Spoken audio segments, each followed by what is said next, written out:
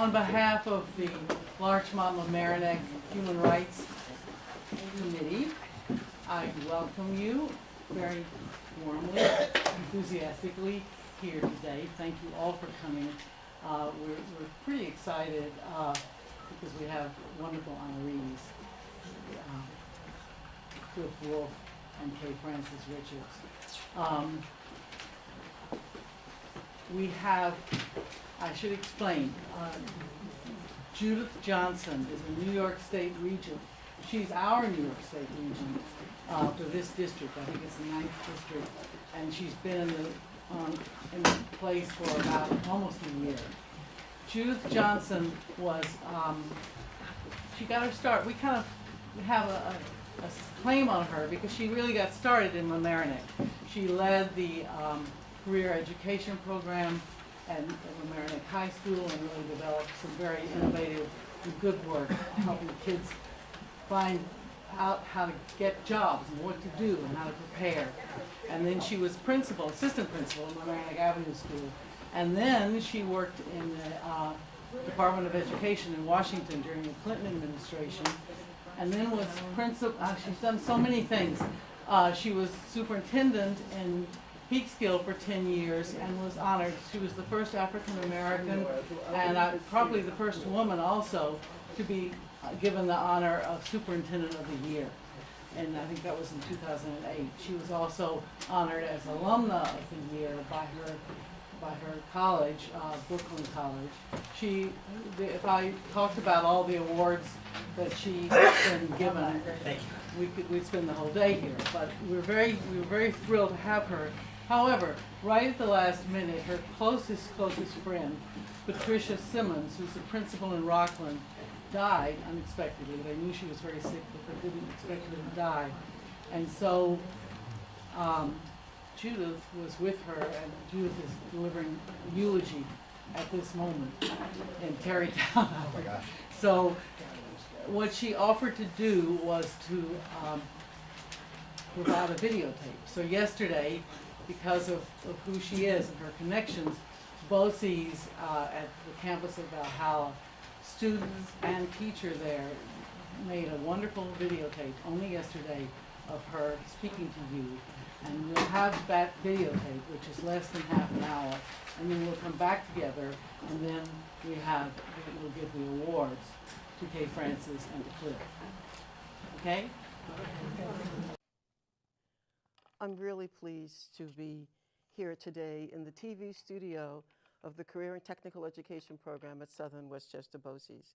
It's a wonderful opportunity to speak with the Mamaroneck Larchmont community and a wonderful opportunity for all of you to understand how well we're training our young students. So I'd like to thank the students who are taping this morning, Andy Arroyo, who's from the Portchester schools, Joseph Bucafusca, who's from the New Rochelle schools, sorry about that, Joseph, Jacob Roma, New Rochelle, and Matthew Olivia from the Harrison schools. But we're gathered this afternoon to celebrate the work of two drum majors, Kay Francis Roberts and Clifford Wolf. And I'd like to thank them for the work they've accomplished, for their contributions to humanity, and for their commitment to social justice. Now we have a theme today, and I thought we'd take the time to explore the continuing quest for individual freedom. And for these comments, since I'm a teacher, I will use public schools as our lens. The greatest problem facing public education today may actually be the absence of a collective belief that offers a clear vision about the purpose of education in a democratic society. The greatest education reforms in our country have been born when society is galvanized by questions of moral importance. I'm looking at the backdrop, March on Washington, 1963, and I'm reminded this was the one time when I was brave enough to defy my father. I boarded that bus to Washington. I wanted to be a marcher for freedom. That was 1963, and I was a Brooklyn College student. The only path out of poverty for me was the college. My question for all of us today is, why are we still marching? Why is that bus still moving along? The powerful voice of Dr. King was not really silenced by a gun. His ideas are still a source of inspiration for people who seek peace and justice. King placed the struggle against injustice in a broader context, within the context of a contentious debate between those who believe educational improvement requires out-of-school factors, such as poverty and social services, and those who believe schools can and must make substantial progress on their own. I want to remind us, as you talk about this after my speech, that all of the great social justice movements in America, from voting and civil rights to labor and the women's rights movement, were all led by citizens fed up with an intolerable status quo. That is how societies change. So I've been given a humbling task: blend the glue that binds the continuing history of bigotry and hatred across the planet and define the context as a sphere for healing. I'm going to conclude my comments with a set of challenges developed by Dr. King, and which Elizabeth will lead you through, to which I have added one challenge.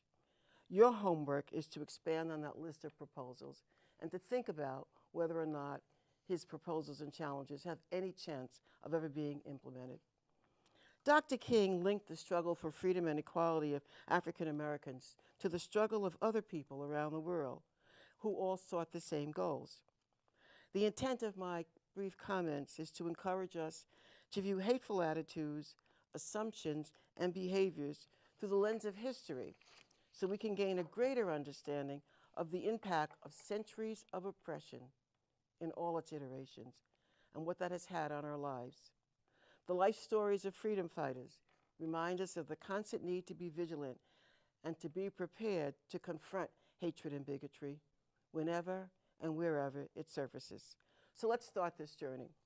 In the next few minutes, I asked you to travel over 59 years with me, from 1955 to 2014. Let's start at my beginning. It was the fall of 1955. Back from a summer of riding the colored-only section of the Chesapeake Bay Ferry, I entered high school and met my English teacher, Mrs. Gold.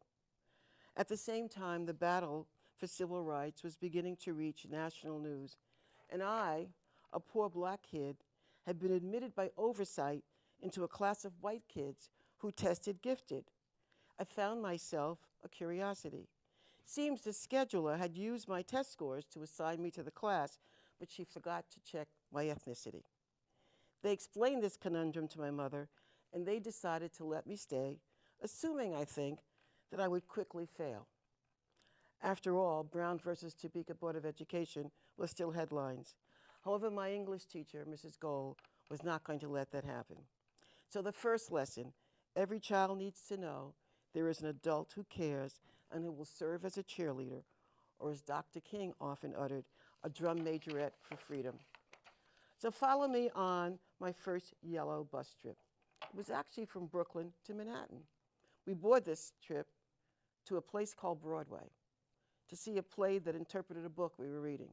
The book was A Diary of Anne Frank. At first, as a newly minted preteen student beginning to experience womanhood, I focused on Anne's daily life. Quickly, I realized she was hiding for her life, and that condition overshadowed all else. Beyond the fact that many people still living suffer from the Holocaust effects is the fact that the diary introduced the world at large to the concept of genocide, like the concept of slavery. I have probably been to Broadway hundreds of times since then, but I still remember the ending of that play and the profound effect it had on my life choices for the next 20 years. The final scene ends with Anne sitting in the attic as the footsteps of the stormtroopers enveloped the audience. I can still hear the stomps. Less than 5 years later, I saw the hoses and bats, guns, and white hoods, which I saw as a simulation of the stomp, repeated during the 60s by those who would attempt to destroy my right to drink from the water fountain of my choice. The diary is relevant in that it reminds the world what can happen if ethnic, racial, religious, and other forms of discrimination and hatred, instances which continue to occur around the world, are allowed to go unchecked. In his letter from Birmingham jail, Dr. King writes, "Human progress never rolls in on wheels of inevitability. It comes through the tireless efforts of men willing to be co-workers with God. Without this hard work, time itself becomes an ally of the forces of social stagnation. So we must use our time today creatively in the knowledge that the time is always right to do right. Now is the time to make real the promise of democracy and transform our pending national elegy into a creative psalm of brotherhood. Now is the time to lift our national policy from the quicksand of racial injustice to the solid rock of human dignity." Fast forward 20 years later. In the intervening years, adorned with afro and leather boots, which, by the way, is how I interviewed for my Mamaroneck position, I marched and picketed and chose to pursue a career that would focus on serving as a drum major for social justice. I will always thank Audie Norwood for taking the chance to hire me. Audie Norwood and Cal Schlick, actually. We should acknowledge that the full picture of a nation's schools reflects the social realities of our nation. We have to examine the relationships between social failures, children's lives outside of school, and educational outcomes.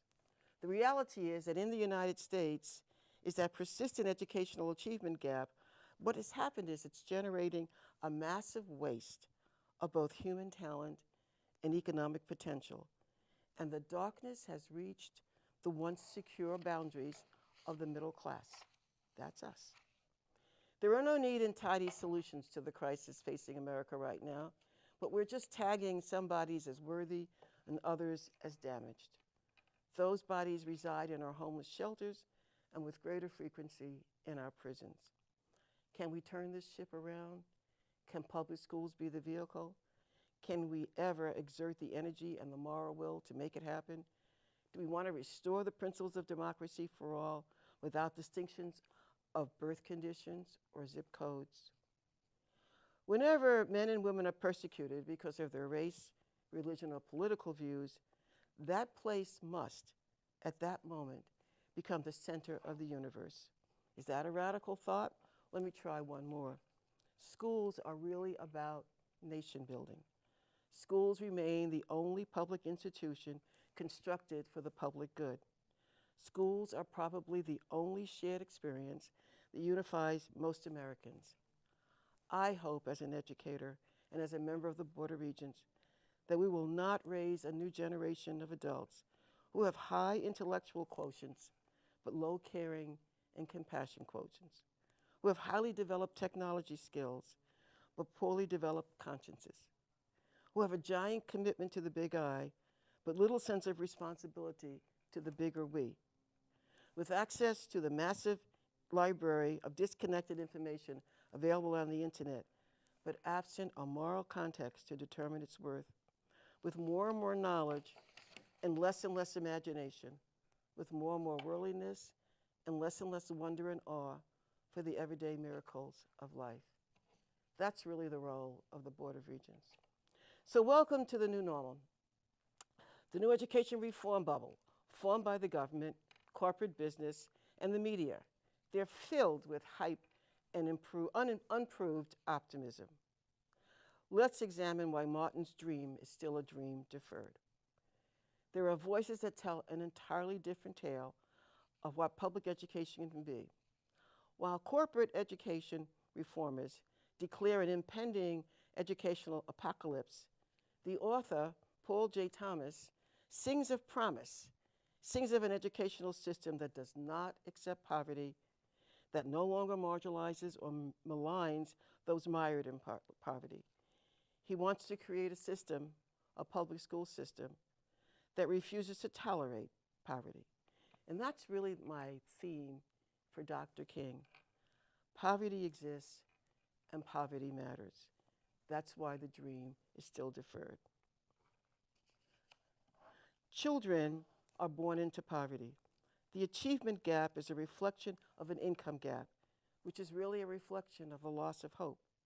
The lowest scoring 5% of American schools, while we have emphasized school closure and privatization, we have not addressed the root problem of poverty in the community where children's scores are low.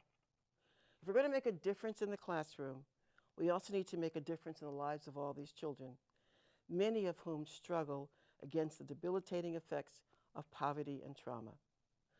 Let me remind you, no one chooses to be poor. Believe this. No one wants to be poor. Being poor eats at your self-esteem. And in America, 6 out of 10 children born into poverty will enter adulthood still poor. It affects each and every one of us in this room. This is about hopelessness. Children enter school each day looking for the teachers who have not given up on them and who offer some tangible reasons for hope. Christoph, an op-ed writer for the New York Times, in a recent article on hope, asked if poverty and the loss of hope leads to a whirlpool of despairs, and if so, can they be retrieved? The answer is yes. We must have the moral will to make this happen. Schools in the early mid-20th century, which is when I attended school, were havens of hope. In America at that time, education was seen as the great equalizer. Is that about to become an abandoned tradition? Our schools, institutions, communities, and faith organizations need to work to reject and dismantle both racism and poverty. The first step to doing this is first to acknowledge the challenge. That's for all of you. And the second step is to join hands and across communities and overcome it. I scanned Dr. King's quotes for comments that could connect the atrocities of slavery and Holocaust and the continuing aftershocks, and quickly retrieve this statement. All life is interrelated. Whatever affects one directly affects us all. And finally, there are parallels in poetry. Now, Victoria Cook has authored a book on the history of the fight for democracy through 12 works of art. I would like to author a book one day, The Quest for Freedom, through 12 poems. So I'm going to give you excerpts from 2 poets that I think help us understand the quest from freedom. The first is from Maya Angelou, the famous poem, "And Still I Rise." It's a wonderfully defiant, uplifting cry from the deep heart of America, which tells a story that I'm sure speaks to us all. The poem roots itself in the history of the African American people with its talks of slavery. And I'm going to offer just an excerpt. You may write me down in history with your bitter, twisted lies. You may trod me in the very dirt. You may shoot me with your words. You may cut me with your eyes. You may kill me with your hatefulness, but still like air I rise. Out of the huts of history's shame, I rise. This idea, coupled with a soulful rhythm, creates an atmosphere of unstoppable defiance. Now let's look at Gwyneth Lewis, who I found in the Holocaust Memorial Trust. And she writes, "The fight for justice starts and ends with me. Truth is the sound of what I may say. I can only be well when others are free. And right has a price I'm prepared to pay. I refuse to be afraid of force or hatred. I will pull their lies like weeds, plant gardens of more generous seeds. If I turn my back and walk away, who'll ask for others what I want for me? I can only be well when others are free, and right has a price I'm prepared to say and pay." So I think you get the gist of my reflections and the continuation of this dream. We face the task in our country of rebuilding a sense of community, hope, civility, caring, and safety for all those who choose to call America home.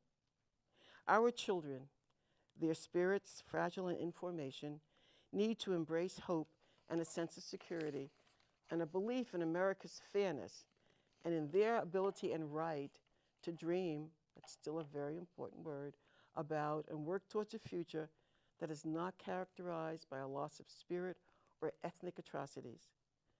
Today, Dr. Martin Luther King is most often remembered as a crusader for racial equality. He was also a crusader for economic justice. Those struggles were intertwined for him. He knew they were inseparable, the twins of racial injustice and economic injustice. Much of King's career reflects this belief. The famed 1963 March on Washington's full name was actually the March on Washington for jobs and freedom. And in the last year of his life, King poured most of his energy into launching the Poor People's Campaign, an organization dedicated to advocating for economic justice. We need to revive that campaign. While Jim Crow laws are long gone and I can drink from any water fountain that I choose to, economic inequality, and especially racially stratified inequality, has intensified in recent years. Our president has even referred to inequality as a defining challenge of our time. So Dr. King had 4 proposals, and I'm going to add 1 to them. The first proposal he had was to ratify an economic Bill of Rights. In 1968, members of his premier civil rights group, the Southern Christian Leadership Conference, drafted a letter demanding an economic and social Bill of Rights that would promise all citizens the right to a job, the right to an adequate education, and the right to a decent house, among others. It cannot take another 2 centuries for this to occur in a country where there is no real right to life, liberty, and the pursuit of happiness from people who are condemned by the accident of birth to an existence of hereditary, economic, and social misery. While the Southern Leadership Conference was specifically concerned with the ways in which economic inequality perpetuated racial inequality, they made clear that the rights they proposed would apply to all citizens. Sounded radical at the time.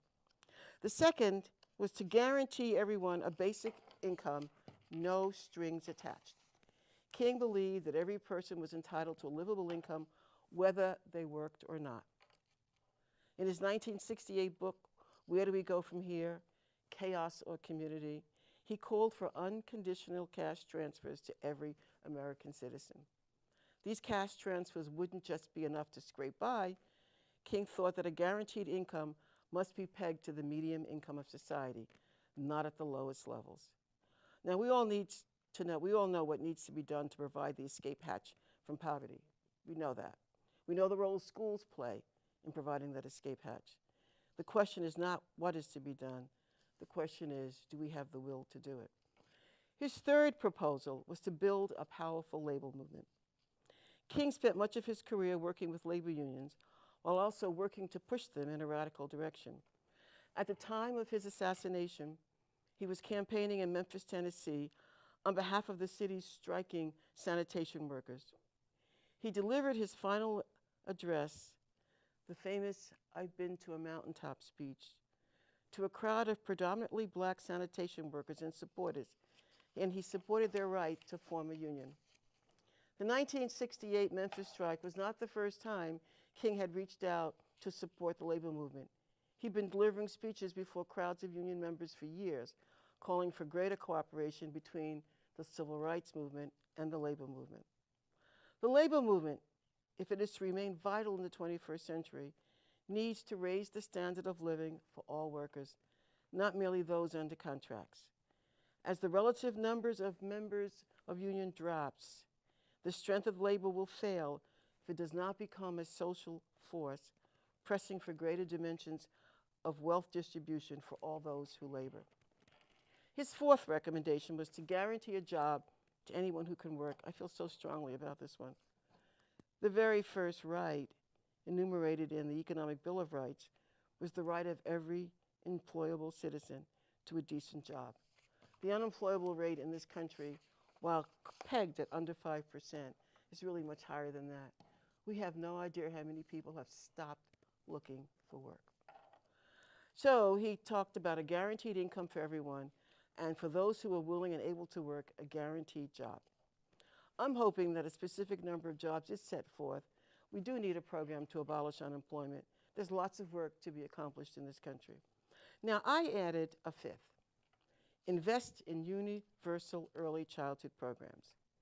There is sufficient evidence that a comprehensive, rich early childhood program, which provides a broad introduction to the extended world of literacy and the arts, can represent change for poor children and for all children. The arts I include because they represent humanity's universal language. Every dollar invested in early childhood education could save expenditures in social entitlement programs down the road. There are bold statements that say such investments could reduce teen pregnancy, increase graduation rates, even reduce violent crimes. Your task in the audience today is formidable. You have to convince neighbors that an investment in early childhood benefits every child, every neighbor, without qualifications or exceptions. I'm going to conclude shortly with a quote from Tom Sobel, a trailblazer and probably the best commissioner of education New York has ever experienced. Tom says, "Schools have never been about passing a standardized test. That's defining education much too narrowly. I don't mean to diminish the centrality of academic competency, but it's the application of this knowledge to life settings that is the real measure of competence.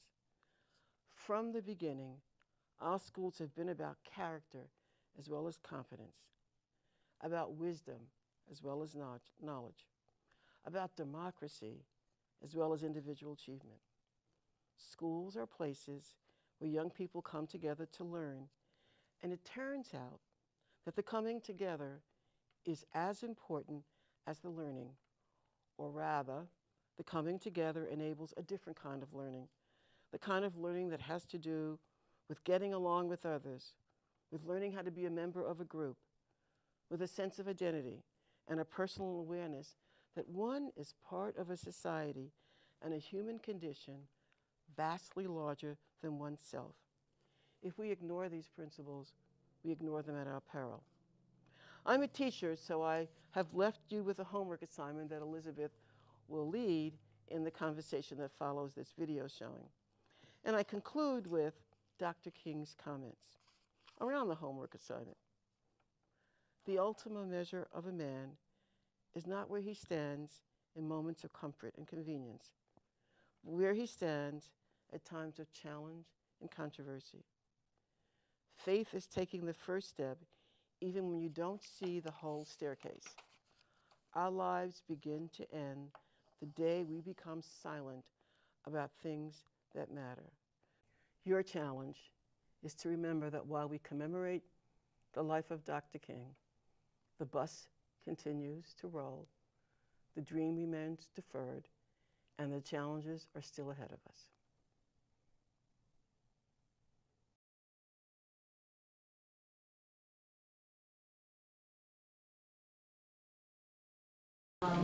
Well, you see something of Judith's eloquence and passion, and we're very proud that she was able to give this talk for us. Even if it's on videotape, even if she can't answer your questions, we're thrilled with that. And we're also very grateful to LMC-TV for being here to record this for us. It will be available again, and we can share it and think about it, because she has a lot to say. And one of the things that all the educators I know who know about Judith's work, both as a member of the Board of Regents and just in general, is that's one brave woman. She takes things on, and she really does. She has tremendous courage as well as expertise in the field of education and eloquence, as you heard. I would like now to take just a few minutes before we give our awards to Cliff and Kay Francis. I would like to take a moment to ask you if you can suggest specific things we can do with ourselves right here in Larchmont and Mamaroneck and in our own clubs. Well, that would be good. Should we do it together?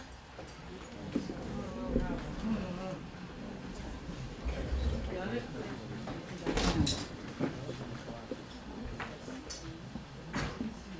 Thank you, Keith.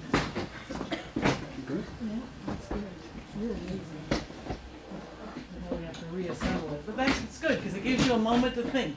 That's, to do your homework assignment, as Judy said, come up with an idea of what specific things we can do. And I will write them down. Reassemble it. I can pour it out. Ready to go? You're all thinking, right? Coming up with good ideas.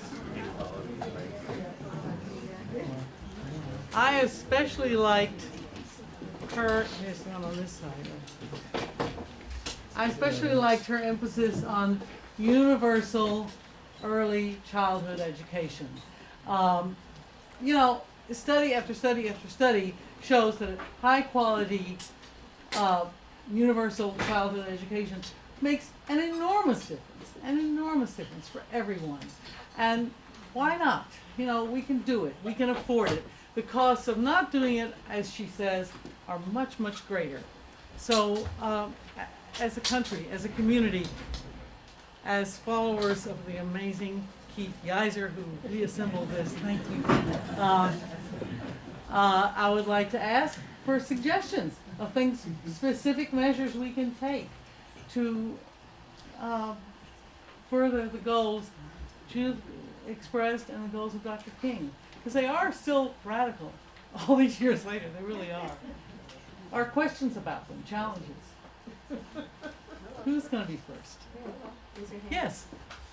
Yes, I saw a hand. My question to you. Oh, thank you, yes.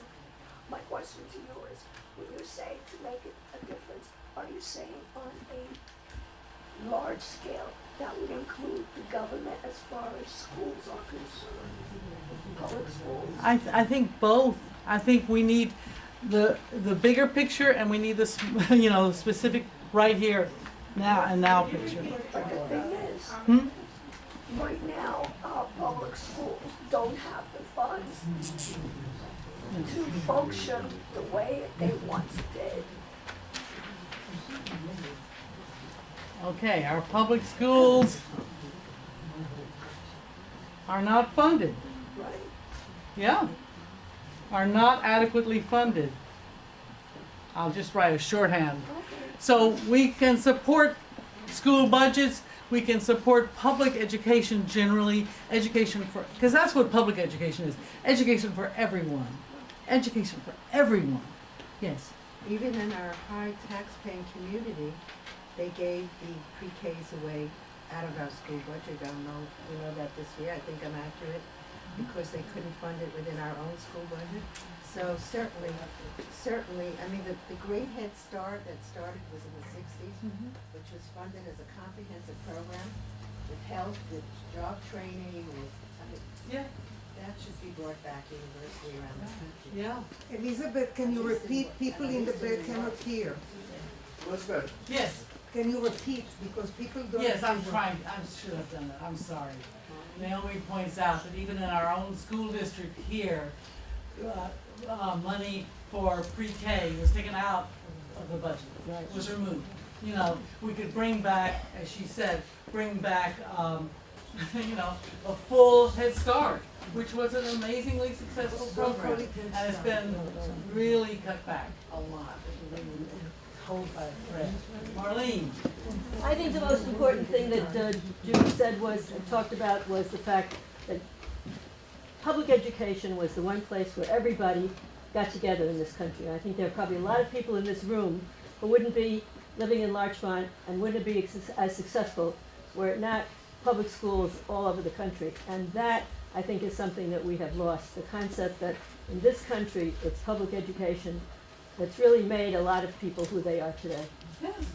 Everybody heard Marlene? Yes. Public schools have made us who we are. You know, it's always been the great engine of democracy, the engine of equality in our society to make us all one community. And they're under assault. They really are. So the valuing public education, the public schools, is a short word, as an equalizer. Yeah. Yeah, Tom. Hi, Elizabeth. You know, I think all of this is predicated upon having the money to do it. And I think one of the problems that's gone on over the past 30 or 40 years in society is that paying taxes has been demonized. Yes. And you know, if we want to have a fair society, if we want to have good schools, we have to accept that there might be increases in taxes, and that's good for society as a whole. And paying taxes in and of itself is not an evil, but it's an end, at the end game is what's good for society.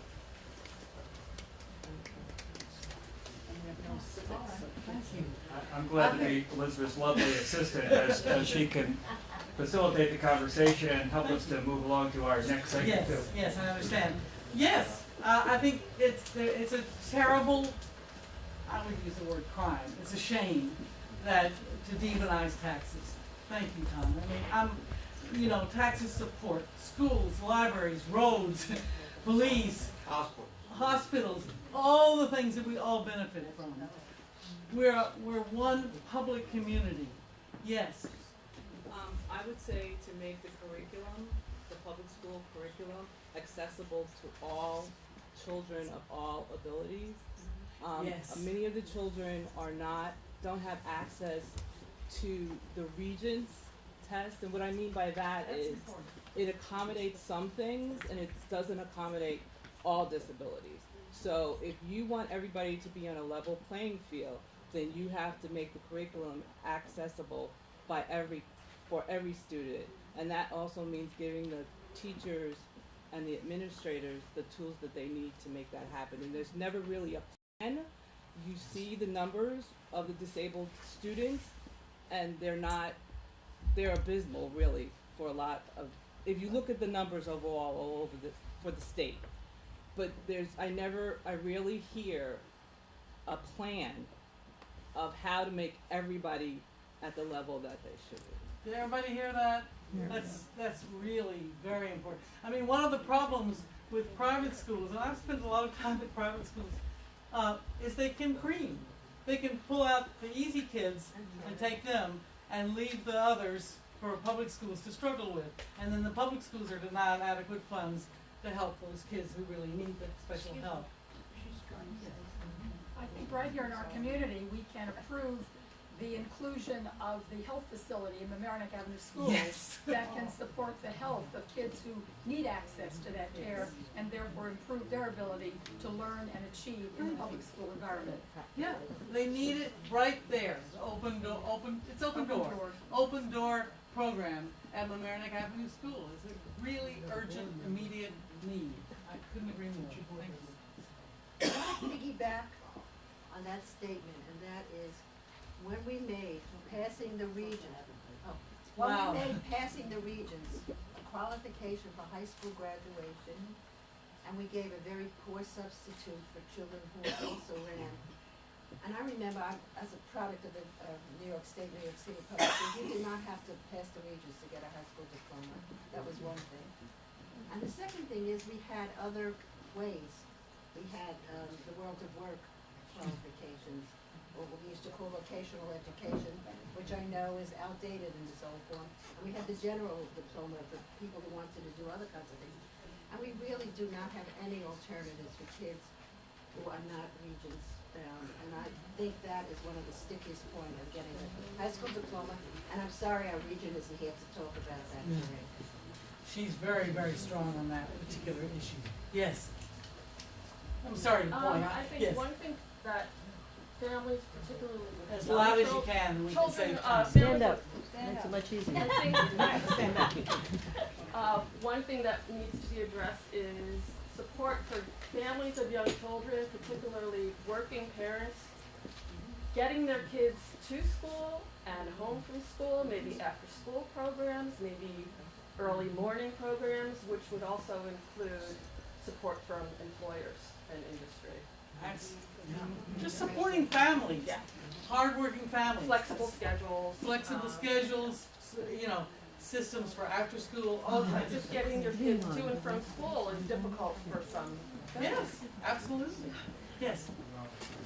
On another subject, I Yes. think we should support criminal justice reform in this country. Yes. Yes. That leads to great inequality in Yeah. our society. Yeah. It They, leads to great economic inequality. absolutely. Criminalize The school to prison track is, the kids who aren't so easy to educate, who are disruptive or whatever, for whatever reason, are funneled straight to prison. You're right. Yeah.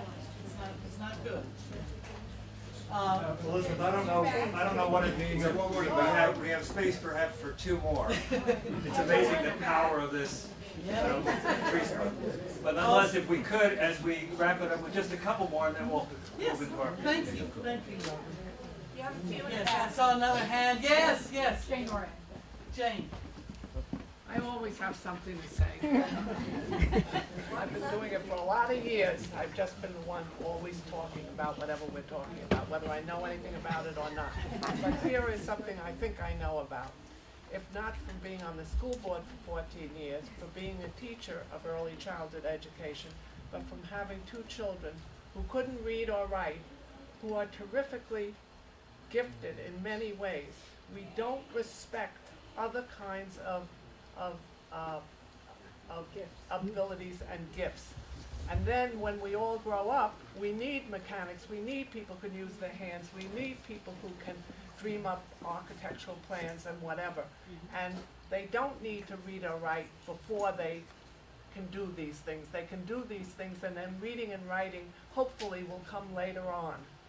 But I really hope that someday we can really respect from the beginning of school the idea that reading and writing is not only good for some people, but it also is not a necessary thing for kids that can't read or write. We don't have to keep pummeling them with information on it. And with testing. Thank you, Jane. With testing. Yes. Anybody else want to make a comment or a question? Yes. I just want you to pick one thing and tell me how we're going to solve it. Well, I don't think it's that hard. I think you can put them together. For example, if we no longer demonize taxes and we're all willing to pay more for the common good, you know, for justice for all of us, which is a lot cheaper when you think about it in the long run. It's cheaper. You know, I think then we can adequately fund early childhood education of good quality. We can adequately fund family support systems after school, problems with transportation to school, all those things. If we just put those two together, I think that might get us somewhere. Do you think you need you need to explain to people what humanized taxes is? Well, I think we need to say that, you know, taxes, we need taxes to pay for the common good.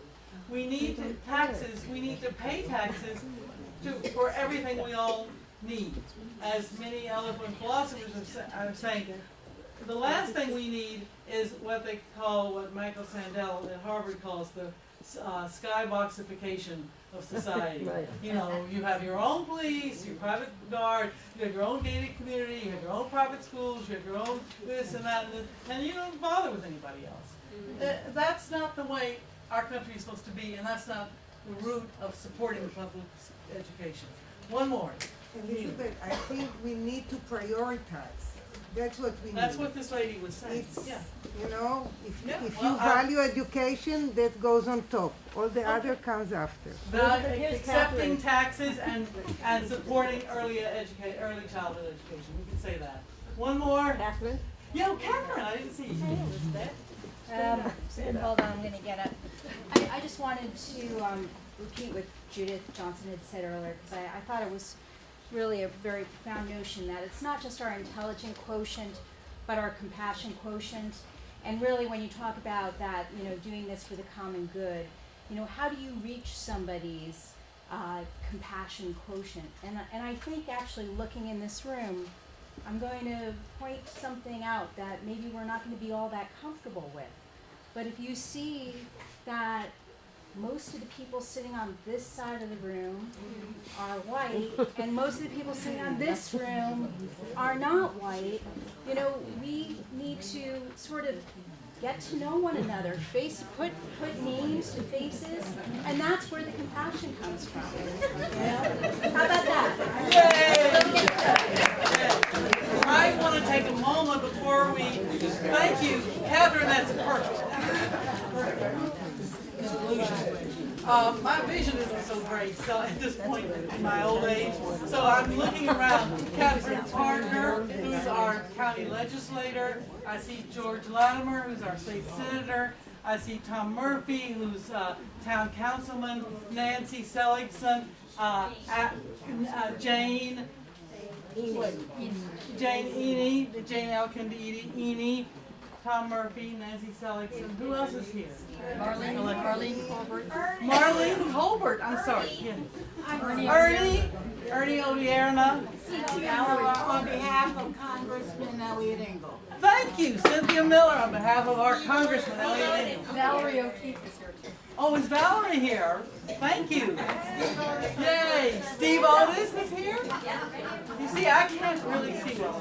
Thank you, Steve. Thank all of you for coming. And we have to give a shout out to the former and current school board members who are here. That's right. Starting from Jane going all the way down to the Yes, many school board members, both former and present. Okay, anybody else that we've missed?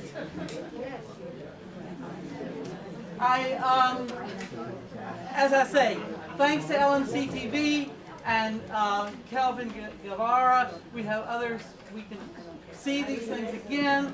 Thank you. We will now, I'm sorry. Eileen Mason.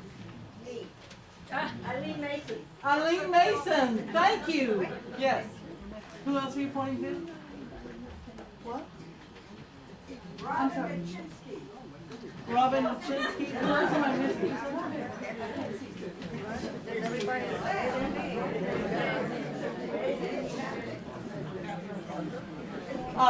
Okay. Thank you.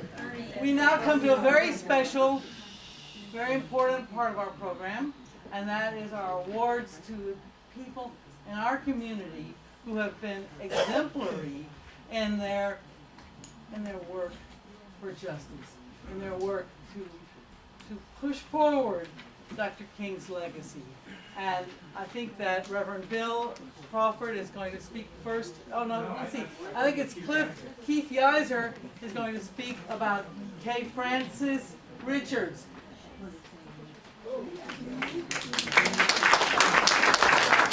She's with her faithful companion Aristotle. Okay. Those of you who don't know, I'm Keith Yiser, and I'm a lifelong resident of Mamaroneck. I'm also very, very proud to be standing here to give this community award to a woman who has been, in my life, a very, very strong, instrumental example of life and everything else.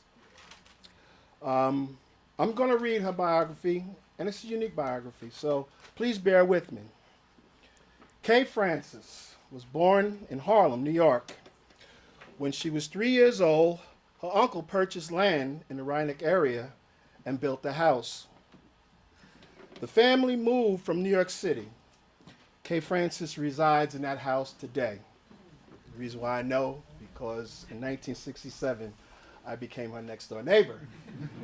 My mother and father bought a house. We moved from the flats to what we call the Hill. We'll get to that.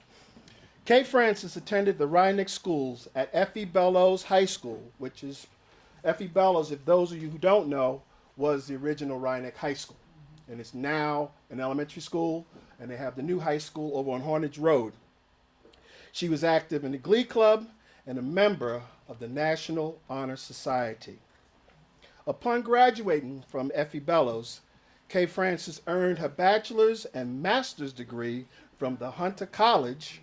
She took additional courses at CCNY, which is the City College of New York University, and Hofstra University. All the years Kay Francis spent in the field of education were in Harlem. Her first assignment was at the Harriet Beecher Stowe School. That consisted of the grades 6, 7, and 8, which would be equivalent to our Harmick School, which is the middle school age. First, she started as a teacher, and then she took the administrative position of assistant principal. During the summers, now here's another thing, Kay Francis worked as a counselor on the playgrounds at Mamaroneck Avenue School. Now, I'm going to say this in a heartbeat because I am a recipient of being one of her council leads. Okay? And not just me, because that transcended from the 50s into the 60s, if I'm correct.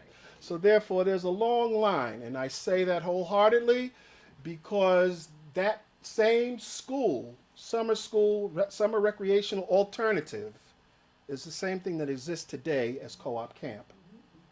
So remember that when it comes to the forefront later on in our budgetary process. During the summers, Kay worked as a counselor at the playgrounds of Mamaroneck Elementary School, the former Mamaroneck Junior High School, and Central School, which is presently our town center. Those of you who know, in 1888, that was our original Mamaroneck High School. It turned over into the elementary schools when they built all 4 elementary schools. So now it's the town center. She had to discontinue this once she commenced her assistant principalship. After several years at intermediate school number 136, Kay Francis was appointed principal at the Ralph Bunch School, which were the grades 3 through 6. Now you remember, her whole educational career was in Harlem. She served in this capacity for 18 years. After retirement, Kay Francis attended to the provisional care of her stepmother. Upon the passing of her stepmother, Kay Francis had to decide how to spend her time. Former town supervisor, somebody named Valerie O'Keefe, we love you, Val, encouraged her to get involved in community activities. This was the opportunity to give back to the community, which had been such an important part of her life. Kay Francis served on the Human Rights Commission and the Washingtonville Housing Alliance. She is presently active in the Larchmont Mamaroneck Committee on Human Rights, our local summit, the Interfaith Council, and the Mamaroneck Towers Board. Kay Francis, oh, go ahead. I mean, if you want. We love you. You know it, right? Kay Francis began attending the First Baptist Church at the age of 6.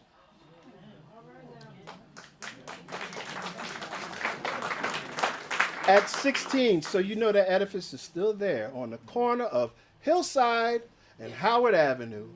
Very historical church. At age 16, became a full member. She has served there as an organist for many years, is currently the co-superintendent of the Sunday school.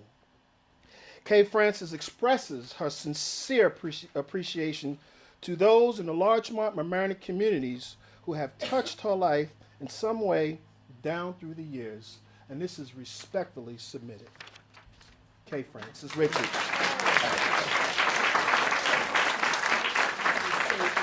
Yes, you are.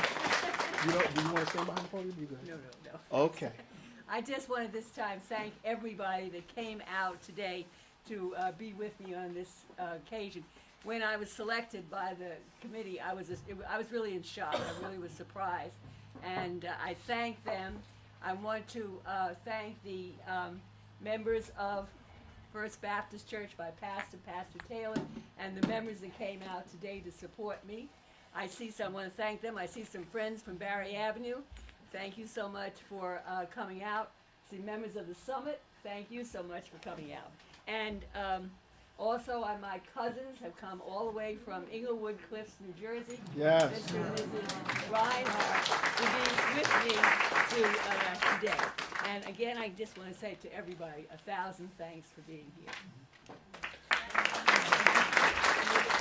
I'm so glad to see Mrs. O'Keefe, because I haven't seen Valerie in so long, and she's the one that got me started. Thank you. Okay, every year the Committee on Human Rights, which is formerly the Larchmont Mamaroneck Human Rights Committee, and if you want to know something in regard to that,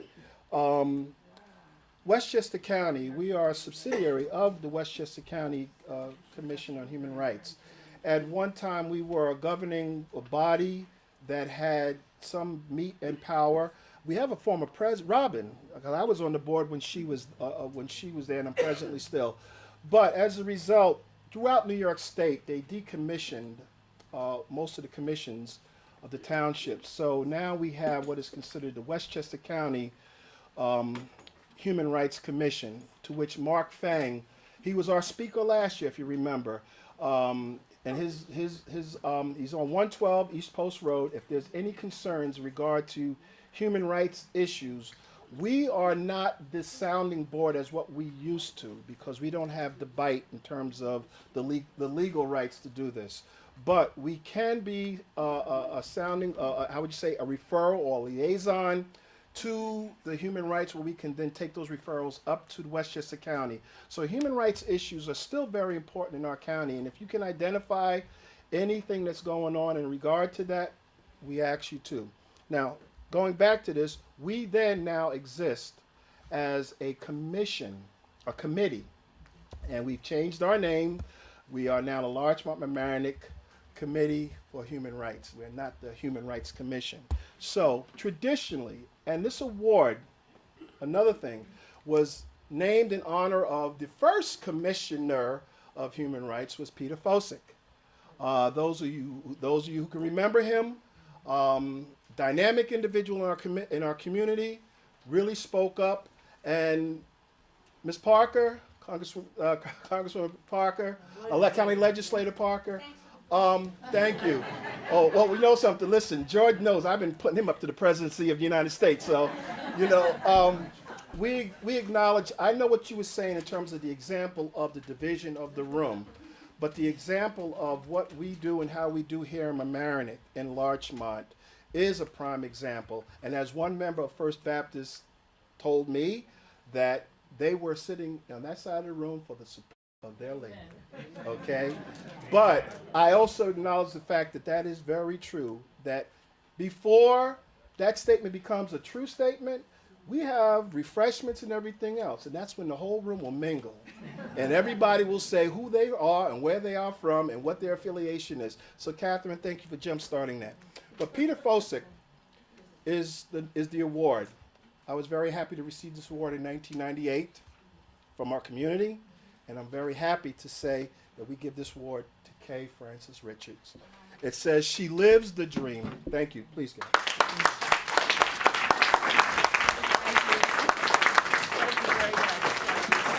Kay will say something at the end of the program. She's also a soloist, which I hadn't known. She'll lead it. She has a few words and she'll lead us in song. And we have proclamations from Congressman Ingle, from the town government, from the Senate. So, dearly beloved, we are gathered here. What are you laughing about? I have to say, I stand in awe of Brother Keith Yeiser. It is No. Here's our running joke. He played quarterback, I played line. He'd have been All-American if I was running his interference, okay? But he's an Eagle fan, and I'm a Giant fan. Really, I'm an Eagle. Well, that's all we have to say. Thanks. No, quite seriously, it is intimidating to, can I get a witness on this, follow in the footsteps of a great preacher.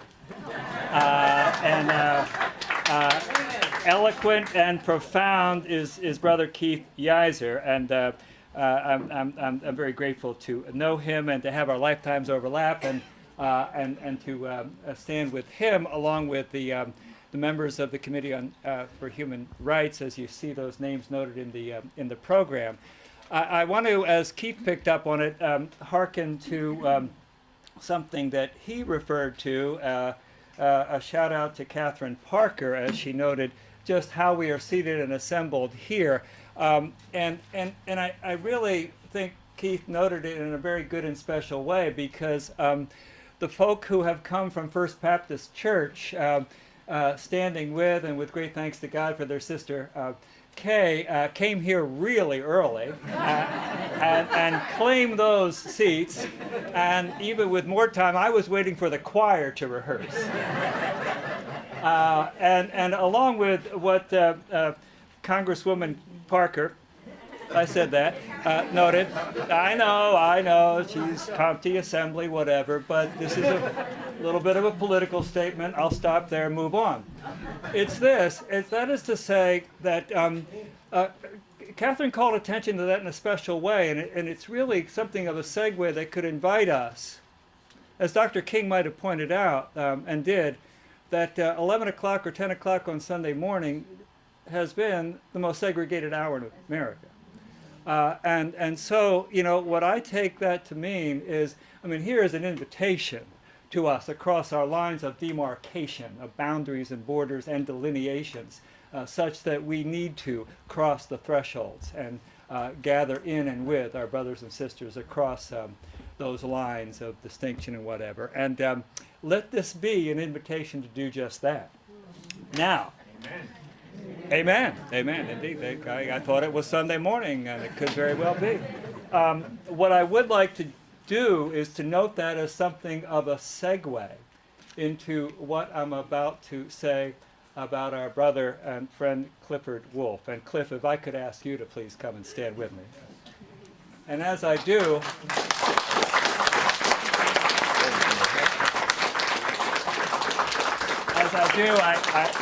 I want to say with humility and welcome, Shabbat Shalom. Thank you very much.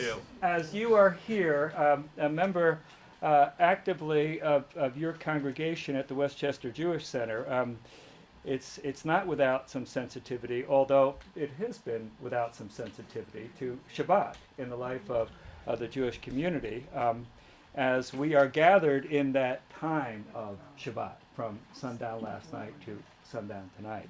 And so it has been, as the word has gone out to our brothers and sisters across the community, duly noted that we are gathering in that time frame that has, for those devout and devoted in the Jewish community, is a time when, unless you are on foot and walking, you wouldn't be driving here. And that is to say that in spirit with you, our brothers and sisters from your synagogue, as well as I know it for a fact from Rabbi Jeff Serkvin, present in spirit here and with and for you. And so noting that and standing here with you on this special ground, Cliff Wolf joined in a Bible study one night in a church in Owensboro, Kentucky. And so as we have invitations to come join and be with each other across those barriers and distinctions of those thresholds in our houses of worship, here is an example as Cliff took those steps to do just that. He went to that Bible study that night in Owensboro, Kentucky, a while back in the 1990s when he was on a business trip. A route that took him from the Carolinas with stops up north to Evanston, Illinois, and quite a landscape, quite different to be sure from the New York City urban scene, multi-ethnic community of his upbringing and his Jewish roots. He saw the sign out in front of the church there in Owensboro. It read, Bible study, Wednesday night, and he came on in. It was a first, not for Cliff to be in a church, but it was a first there for the church members, first time for them to meet a Jewish person. Cliff tells how a woman there in the group touched his head to see if he had horns, as that was what she had been told about Jewish people. I would have loved to know the particular Bible passage studied that night and the prayer by which the folks at the Owensboro church gathered with Cliff and each other, and as they ended their time together. Cliff's passion for a study of Scripture and talking about faith and listening to others talk about faith has become his work in dynamic ways. I actually first met Cliff when he was a visitor at worship at the church where I serve as pastor in Larchmont.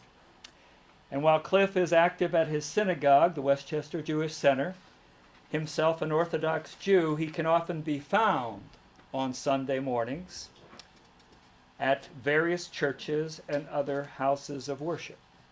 As co-chair of the Westchester chapter of the American Jewish Committee's Thanksgiving Diversity Breakfast, and many of us have been there together with you and each other across this county as that has been going strong. really in the time since 9/11, as well as Cliff's role on the Interreligious and Intergroup Relations Committee.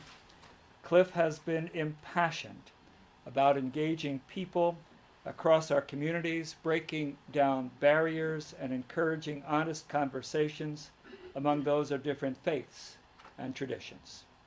Courageous Conversations is the name of the program wherein Jews and Christians have come together in their homes for discussion on difficult issues, a project initiated by Cliff, as has been another stellar project known as Sacred Spaces, which brings people to various houses of worship. Maybe not as far away as Owensboro, but even close up and nearby, to expand knowledge and understanding of the other. In that same spirit, Cliff was a key organizer of the post-terrorist,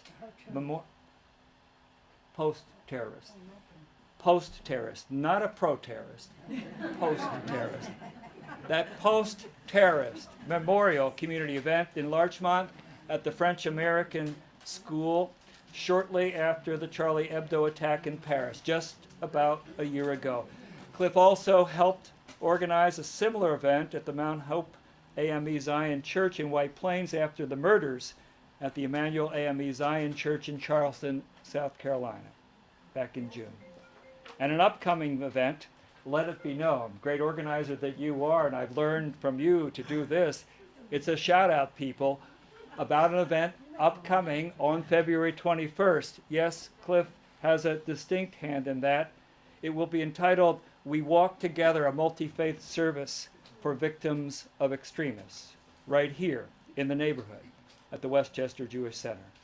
Like the dream of Martin Luther King for the beloved community, the Tikkun Olam, to repair the world coming together, that has been the dedicated work of Cliff, for which we give great thanks. And let all who will say, Amen. Amen.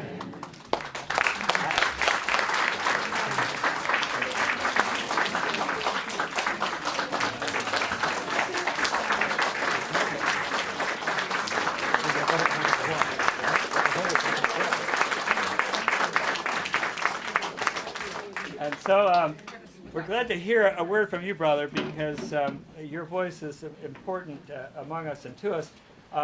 In the meantime, I have the honor of presenting you with this little something, this token. It's a marker to be sure. Whoa, it's heavy. Along the way. It ain't heavy, you're my brother. Okay, can you hold the word up for a little bit?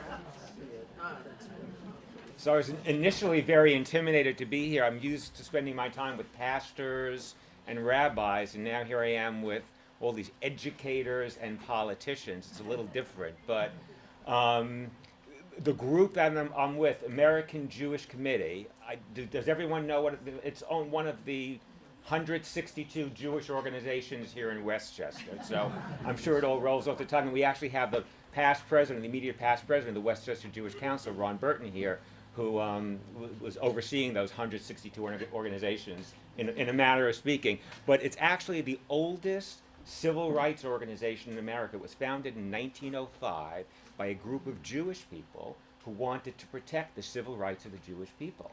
And they quickly realized that prejudice is indiscriminate. And the best way to protect the civil rights of Jewish people is to protect the civil rights of all. So like Martin Luther King says,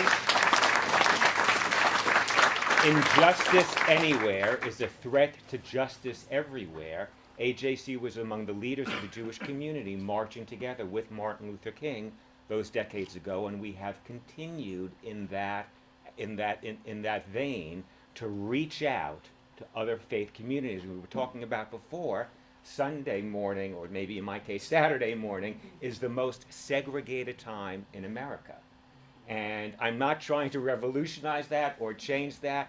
But when we worship together, when we worship with our own communities, there's nothing like that sensation. But Bill was referring to a couple of other services that we did. The most recent one in Mount Hope AME Zion. It was a service planned a few months before the Charleston attacks for racial equality and dignity. And then 10 days before the service, the attacks happened, and it sort of shifted the focus. But it was followed by a dinner with a beloved community of people actually getting together. And that's the type of thing that we do and that we want to invite you to participate in, because just imagine what it's like to transcend that worship service, not only with the people that you're used to worshiping on a regular basis, but with everybody else in the community. And that's what we're going to be doing February 21st. This is the first time. My region is Westchester in Connecticut. This is the first time that we're doing it here. Bill is actually a leader in the committee with that. We have our sponsors are the Archdiocese of New York, the Methodist, Episcopal, Lutheran, and Presbyterian groups, the Mormon Stake, the Muslim Society. Our speakers are going to be the head of the Catholic Relief Organization, the Catholic Charities. He's the guy who welcomes the refugees, the president of the Upper Westchester Muslim Society, the senior rabbi at the Westchester Jewish Center. We're meeting first at the harbor, where so many refugees have come by sea, going to have a prayer there, and then march together. We walk together the 5 minutes up the hill to the Westchester Jewish Center, where we're going to have a prayer service there. So we're going to invite every house of worship in Mamaroneck and Larchmont to co-sponsor that with us. No financial obligation, just participate in that if you so like, and see what it's like to spend this couple of hours in worship together. So in conclusion, I'm just going to say, if you want to come, send me an email, cliffordmwolf@gmail.com, and I'll make sure you get on the list like we do Sacred Spaces. I'm hoping to have I'm hoping you invited me to come to your service. You said bring some friends. So Pastor Taylor, I'm going to take you up on that, and we'll be there.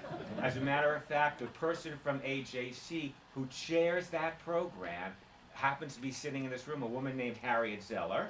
So Harriet, meet Pastor Taylor. You will become good friends. And I'll just conclude by saying God bless. I know people cannot wait for the proclamation of the elected officials with great respect and appreciation. I mean, perhaps we could do that in an expeditious way. So all of you who, I think here's George and Catherine, and am I missing anyone? Yes, this is And Nancy, and please come forward. Friends, when you see this picture in all the local periodicals, remember where you saw it first. Okay.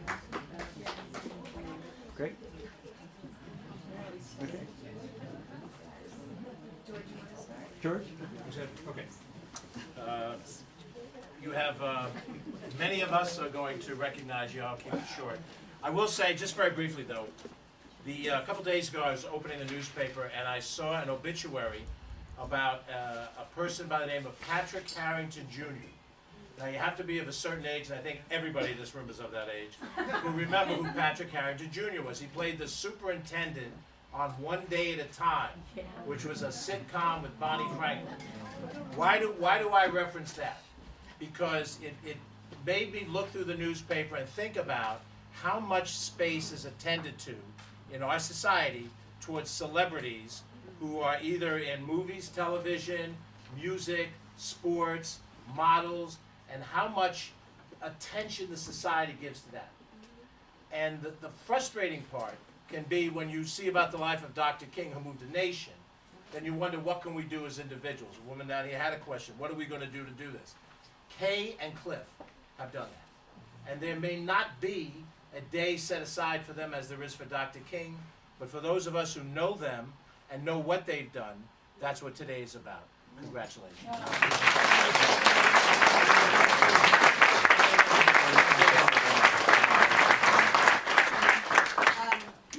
I'll just say that was very eloquent, George. I'm going to keep my remarks very brief. Actually, I made sure that they did have their own day. So for Westchester County, it's really one of the greatest things as a representative of Westchester to say that we have citizens that really contribute so much to all of us here, that we will recognize them and have a day for each. So I believe, Kay, your day is going to be on January 9th, tomorrow. It will be proclaimed Kay Francis Richards Day. Cliff, your day is on the 10th. And if you go to the Westchester County Center tomorrow on the 9th, you on the 10th, you will see your name up in lights that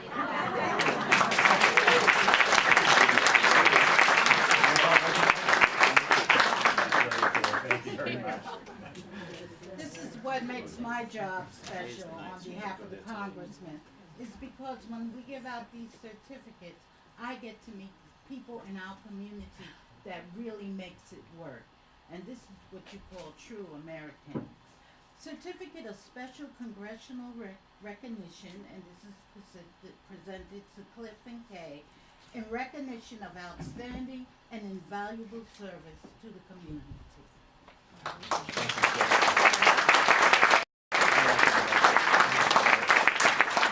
Hi everyone, I'm Nancy Sellex and I'm the supervisor of the town of Mamaroneck. So welcome to the village of Mamaroneck and the town of Mamaroneck, because you're in both right now. And I want to say thank you to both Kay Francis and Cliff for being wonderful citizens of our community. And I've had the pleasure of working with Kay Francis for many years, sitting around a table discussing the issues that we discussed today. And her quiet intelligence, integrity, and experience has led us so many times to a better place, to a better decision, to a better community. And I want to thank you so much for that, Kay, and thank you so much, Clifford. Thank you. On behalf of the town of Mamaroneck, and today we have Deputy Supervisor Ernie Odierna, Councilwoman Jane Elkind-Eny, and Councilman Tom Murphy here with us today. These proclamations say how wonderful these two people are on behalf of the whole town.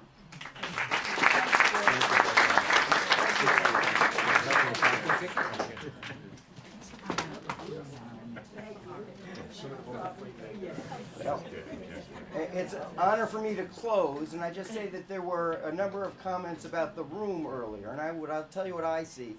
I don't see a room divided, I see a room united.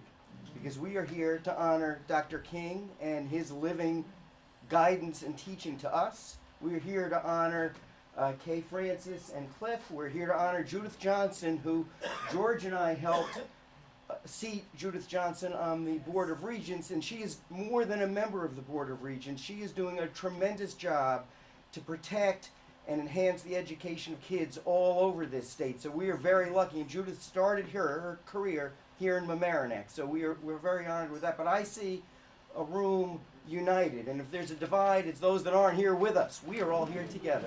We are here to honor these great individuals and their great work.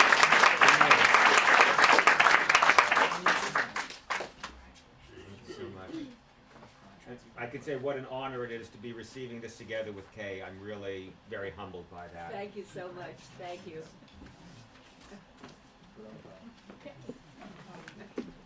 Thank you. Thank you all. Very much. We can conclude and we can talk among each other and eat Neely's wonderful refreshments in a minute. But first, Kay wanted to say something and sing. I'd like everyone to join in with singing "We Shall Overcome" before we leave. Now, I know that most of us associate "We Shall Overcome" with Martin Luther King and the Civil Rights Movement. But if we take it into consideration, it's meant for everyone, because no matter what our nationality, no matter what our race is, we still have situations in our lives that are not just the way we would like them to have it. So if we all unite together and work together, I think we can accomplish so that everybody gets the human rights that they are entitled to. And I'd like you to stand now and sing with me, "We Shall Overcome." The first verse is, "We shall overcome." Then I'll let you know the other one as we go along. Is there a microphone anywhere that's working? No matter then. Okay. Ready? 1, 2, 3. We shall